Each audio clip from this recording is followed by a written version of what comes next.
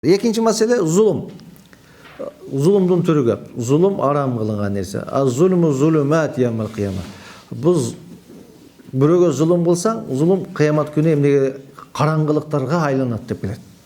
Зұлым қылсаң, зулумат yawmal qiyamah. Қиямат күні емнелерге айланады? Қараңғылықтарға айланады. Сондықтан пайғамбарымыз зұлымды арам қылды. Қайсыл жерде әділеттілік болса, өнүгүү болады, өсүү болады, береке болады. Ал жерде балким өтө байып кетпеши мүмкүн, бирок ошол жерде өнүгүү болот. Алдыга жылуу болот. Эгерде эмне болсо, адилеттүүлүк болсо. Канчалык бай бол, канчалык мартабаң бийик болсун, эгерде адилеттүүлүк болсо, жок болсо, зулум болсо, ал жерде эмне деген сөз? Кыйроо болот деген сөз. Кыйроо жакын деген сөз. Зулум көбөйгөн жерде кыйроо жакын деген сөз. Ал жер эч качан өнүкпөйт, өспөйт. Зулум көбөйгөн жерде.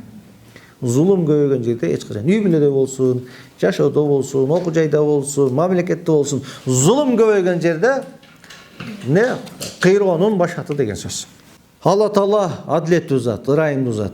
Зулумду өзүнө арам кылды. Пенделердин арасында дагы арам кылды. Зулум деген сөз көп нерсе бар.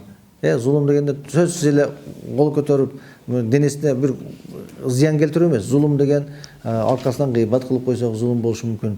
Ар кимди өзүнүн ордуна коюп койсок зулум болушу мүмкүн. Карызыңды өз убагында төлөбөсөң зулум болушу мүмкүн. Бардык нерсени өзүнүн акысын бербесең зулум болушу мүмкүн. Эми зулум дегендин ичине көп нерсе кирет.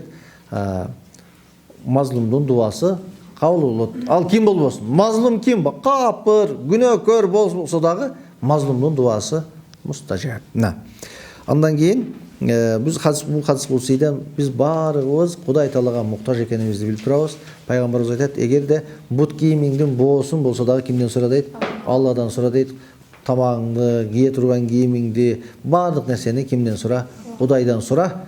Кудайдан сурасаң, Кудай Таала андан кийин балким кимдир бирөөлөрдү себеп кылып, айыл жактан, бул жактан келе берет. Кимдир бирөөнү жүрөгүнө салып коет. Кантип келгенин өзүң билбей каласың. Аяктан келет, тияктан келет, бияктан келет. Балким сенин душманыңдын жүрөгүнө салып коюшу мүмкүн. Алып барып, ушул нерсени берип кой деп. Ошондуктан ал-ифтикар илаллах, Алла Таалага биз Алла Тааланын астында жалбарышыбыз керек, суранышыбыз керек, тиленишибиз керек.